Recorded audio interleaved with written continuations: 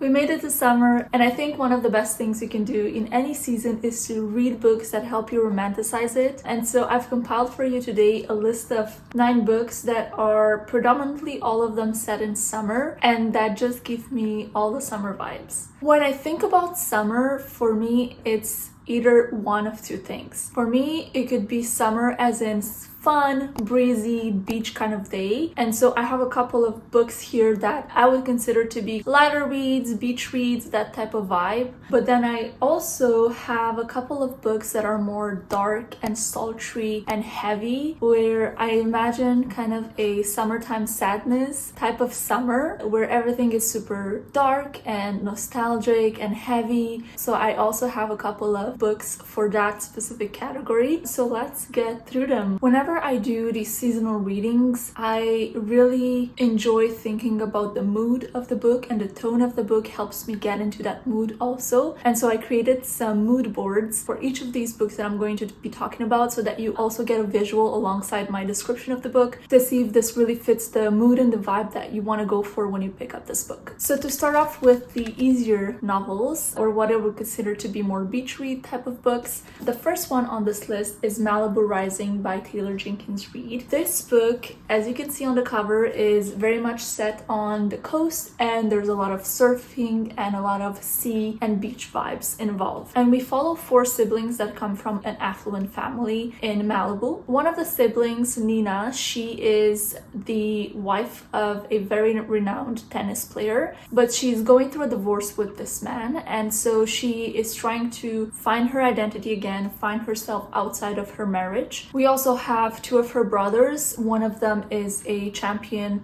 surfer and the other one is a photographer. They have a little bit of a conflict at the beginning of the novel. I'm not gonna spoil what the conflict is, but they have to kind of get through it. And then the youngest child is Kit, and she's just trying to find her identity and her place in the world. The novel is set in 24 hours. At the beginning of the novel, we are getting ready for a party that is thrown annually at Nina's house.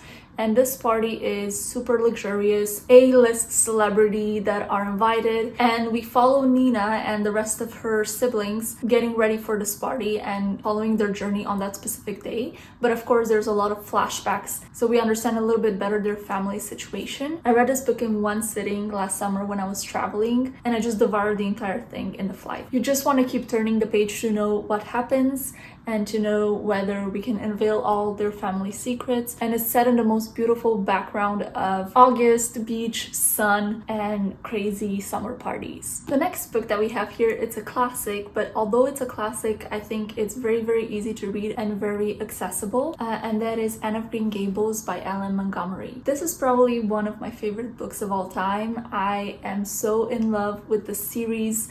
It's a series of 8 books that Allende Montgomery wrote for the character of Anne, and this is the first installment. And so we are following Anne at the beginning of the book. She's 11 or 12, and we follow her until her teenage years, about 15-ish. Anne is an orphan. She gets adopted by 2 siblings living in the countryside in Canada, and we get her experiencing this new world for her, where she gets her first opportunity of living with a family rather than living at the orphanage. And so she's always very grateful for this opportunity. At the beginning of the book, Anne was really getting on my nerves, but as the novel goes forward, her little quirks and her little annoyance just become so cute, and you end up falling in love with her character. One of the things that I learned from Anne is to be grateful for everything and to see everything with rose-colored glasses on. Just appreciate the beauty of everything that you see around you. Anne is really, really fond of nature, and so you get these very beautiful descriptions of how she perceives nature to be. And essentially the story is just her getting in little mischiefs in the community and making friends, making enemies, and just making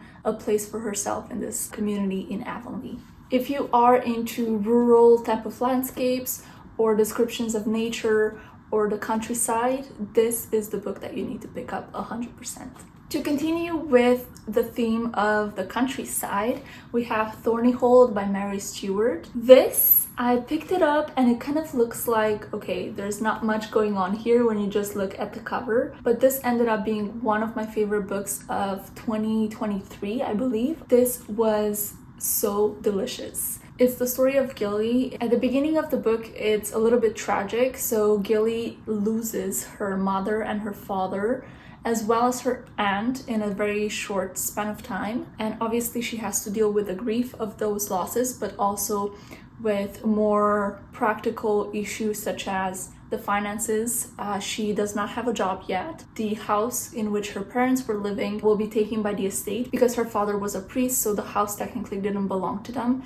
And so she has to figure out a little bit what she's gonna do moving forward, what's her economic situation. But when her aunt dies, although she was not super close to her aunt leaves her estate in the countryside. And so because Gilly has nowhere else to go, she decides to go in the countryside and live on the estate that her aunt left her. However, there's a little bit of mystery there because all of her family always told her that her aunt is a witch. And so when Gilly gets to the estate, she starts to try to unravel a little bit the history of her aunt. She starts to obviously make her a place for herself in that community, getting acquainted with the neighbors. She starts to go into her aunt's belongings, and she finds a lot of books, she finds herbs, and she starts to follow recipes that her aunt left behind. There's a little bit of a mystery. There seems to be a very weird neighbor living next to her, and so she's trying to understand what she wants or where she comes from. There's also romance in this book, which I think is very, very sweet. It is not the main part of the book, which I like because I'm not particularly keen of romances, but I do like it when they become a subplot. So all in all, although this book may not look like much, I think it's the perfect cottagecore book with a little bit of whimsy and a little bit of magic in it. The next book that I think would be the perfect beach read would be Circe by Madeline Miller. This is a very popular book, so I don't think I'm the first person to recommend this to anybody, but this is such a beautiful Greek retelling of the ancient goddess, Greek goddess Circe. If I'm not mistaken, the first time that we got to see Circe in any literary work was in the tale of Odysseus. And Madeline Miller took her character and gave her her own life and her own story in this book. We follow Circe since she's a kid. She is a god, and so she lives among a lot of very powerful gods, but she feels a little bit as an outcast. She is not as powerful as her siblings or as her cousins, and so as the book moves forward, she starts to find her powers, but her father is not very content with that, and so she gets banished to an island where she essentially has to live an eternity in solitude. And you follow her grappling with the idea of being completely lonely and isolated from her community of gods, and just making her own identity and finding her place in this island and making this island her home. There's beautiful descriptions of her, making potions and tending to the garden and on her island. There's also beautiful descriptions of the sea, and it's a wonderful tale of women empowerment and a woman finding her own power within herself. I don't want to spoil too much, but we also get here themes of motherhood, which I thought were so beautifully described and written. And what I really love about Madeline Miller is her ability to write such poetic stories. When I first picked up this book, I was really concerned that contemporary writing methods and contemporary expressions would not really fit with the tone of the book, which is really, really ancient. In one way or another, Madeline Miller just made it work, and she's such a talented writer. Her tone in this book is just perfect for the story that she's telling, and I really, really enjoyed it. I know a lot of people love The Song of Achilles from her, but in my opinion, this book is so much better. Alright, we are moving into the second category of these recommendations. I kind of envision them as being sultry, very heavy, nostalgic summer nights. I don't think you could just take them to the beach and have a good time. These are books that, in my opinion, deserve a little bit more attention and a little bit more focus on the themes that are explored here. The first one that I have to recommend is The Sun Also Rises by Ernest Hemingway. This was my first Hemingway book, and I'm very, very glad that I picked it up because it's very short and it gives you a really good idea of his writing and his tone. This follows a couple of young Americans who are living in post-World War I in Europe. They live in Paris. The book is very slice of life. There is not much happening. It's just the story of a friend group, and predominantly we're following the perspective of Jake, who is a journalist, just going about their life and trying to enjoy themselves as much as possible. They all get to go on a journey to Spain, for a festival that is happening in Spain in the sultry summer heat. And we get to see them go to a lot of parties, drink a lot of wine, dance. I think there's a lot in here about masculinity and what it means to be a man, what it means to love a woman. There's also sexual tension in this book, which I think really mirrors the heavy summer air that is described in the book as well. I really enjoyed myself reading this, and it definitely gives the vibes of a very heavy summer night.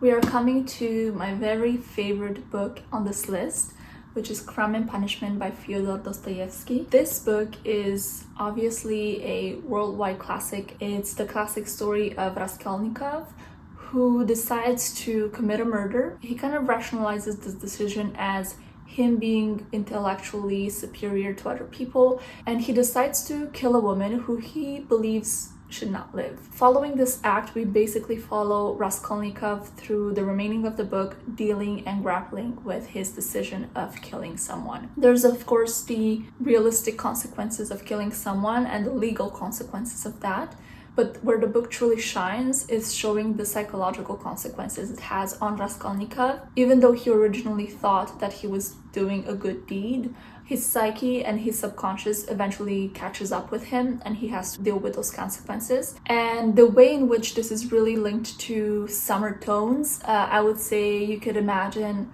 1860s St. Petersburg, very heavy summer nights, a lot of stench in the air and just very heavy air. And I think this is really brilliantly described by Dostoevsky, and it really mirrors the way in which Raskolnikov himself goes through the pits of insanity in this book. I feel like there's not much that I could say that could really portray the real complexity and depth of the story in this book. So just read it. Just do it. The next book on this list is a book that I think deserves so much hype than it gets, and that is Magic Lessons by Alice Hoffman. This is the prequel to the story of Practical Magic, which I know is a very popular movie as well. I watched the movie and I didn't really like it, and I also read the second book in this series and I didn't like it as well. So this is really just the one book that I'm really in love with, that I think is quite different from the rest of the books and also the movie. It's a completely different story, it's a completely different tone than the rest of the books and the movie, and it's essentially the story of Maria, who is the matriarch of the Owens family. Owens family is this big family of witches, and so we get the original witch in this family, the OG who started it all. The beginning of the book, we're set in 17th century England, in a little cottage in the countryside of England. It's so lush, it's so green, so many herbs. It's just, there's grimoires. Every couple pages there's spells that are included in this book, which I think are a great addition to just transport you more into that world. But that's just how the book begins, and then the real story starts from there. We follow Maria leaving England and going through multiple different locations. So the book starts in the forest in England, but then we move to the Curacao Island in the Caribbean, and you get these beautiful descriptions of the sea and the Caribbean atmosphere. She ends up falling in love with the captain, and that's kind of where her story of love starts. There's a huge theme of love in here and what love truly is. We also get transported into Salem in Massachusetts. So the book itself is not set only in summer. It's a book that spans multiple years, and so there's many different seasons in here,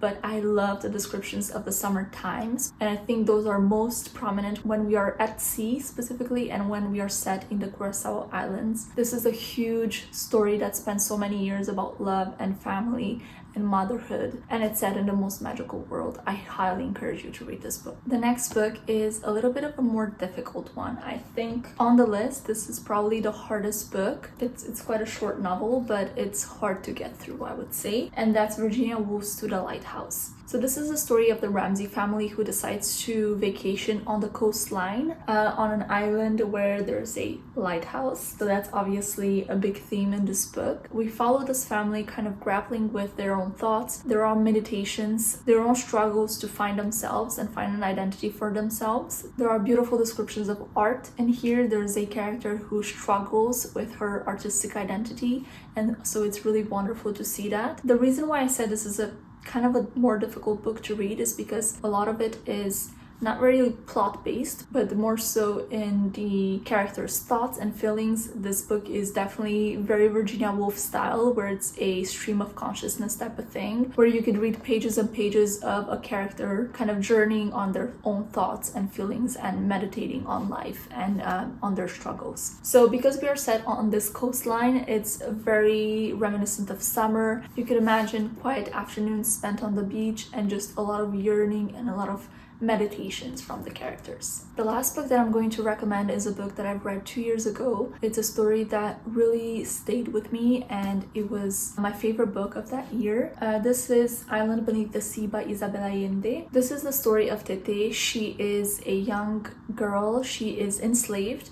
And so the beginning of the novel starts with her on the sugar plantation where she's born, and we follow her throughout her entire life until she's probably 65-ish. As you can imagine, her being a slave on this plantation, there's very difficult passages that are described in this book. There are passages describing the brutality of slavery, there's passages about personal tragedy, sexual assault as well, and all this is set in the backdrop of the Haitian Revolution. Obviously, why I think this is perfect for the summers, it's because it has beautiful descriptions of the lush Caribbean islands. There's also beautiful descriptions of sensuality. There are mirrored a little bit with the summer heat. In my opinion, this is summer in a book. The beautiful descriptions of the Caribbean lush islands are top tier, but obviously keep in mind that this is a book that also deals with difficult themes. Here we have it. These are all the books that I think you should pick up this summer if you have extra time.